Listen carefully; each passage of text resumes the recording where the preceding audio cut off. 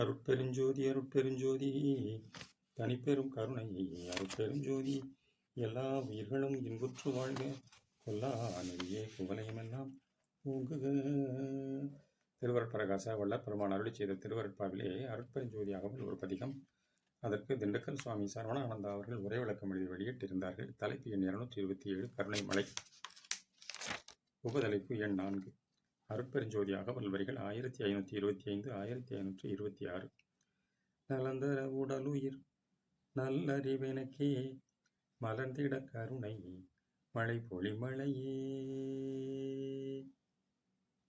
மழை நீர் வளர்ந்தரு சத்துமிக்கதாக இயற்கையிற்றானே கிடைக்கப் பெறுவதால் செய்க்கு தாய்ப்பால் போல் செய்க்கு அதாவது நிலத்திற்கு செழுமை நலமெல்லாம் தருகின்றதாம். வான் பெயலால் தாவர உயிர்கள் தழைத்து பூத்து குலுங்குதல் போல் கருணை முகில்தான் சுரத்தலால் நமது உயிர் சக்தி யோங்கிடவும் உடல் நலம் பெருகிடவும் அறிவு விளக்கம் மிகுந்திடவும் காண்கின்றோம். இக்கருணை மழை வண்ணனாகிய அருட்ஜோதிபதியை வழிபடுவதால் அகப்புற நலமெல்லாம் எய்தி ஆனந்த வாழ்வில் நிலவலாம் என்பது சுத்த சன்மார்க்க அனுபவம்.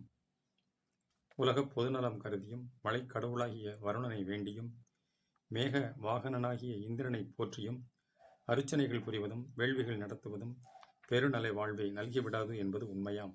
ஆகையால் நலவாழ்வை ஜீவதயா ஒழுக்கம் பூண்டு தயா வாழ்வு மேற்கொண்டு சத்விசாரம் செய்தால் கருணை மிகு கடவுள் உண்மையெல்லாம் கண்டுகொள்ளலாம். அக்கடவுள் உண்மை நம் உள்ளத்தளியில் கருணை மழையின் அம்சமாய் எப்பொழுதும் பொழியாதே பொழிந்து கொண்டுள்ளதாய் அருள் விளைவு உண்டாகாதவரை அறியப்படாததாய் இருந்து கொண்டு அனகமாய் தன் நியதி முறையை செயல்படுத்தி கொண்டும் இருப்பதாய் அறிகின்றோம். அருள் விசாரத்தார் கண்டு அதனோடு ஒன்றி நின்று அருளோடு மலர்கின்றோம். இந்த அருள் மலர்ச்சியால் உடலிலும் உயிரிலும் அறிவிலும் நலம் ஏற்படுகின்றது. இவை மூன்றுமே தூல சூக்கும காரண வடிவங்களாய் கொள்ளப்படுவது முன்னெறிமுறையாம். இப்போது ஆன்மாவில் விளைந்துள்ள அருள் அல்லது கருணையை மலர்ந்து விரிந்து சூக்குமமாகிய உயிரிலும் தூலமாகிய உடலிலும் விளங்குகின்றதாம். இது கருணை மலையின் செயலாகும். அருட்பெருஞ்சோதி அருட்பெருஞ்சோதி தனிப்பெரும் கருணை அருட்பெருஞ்சோதி தயவு.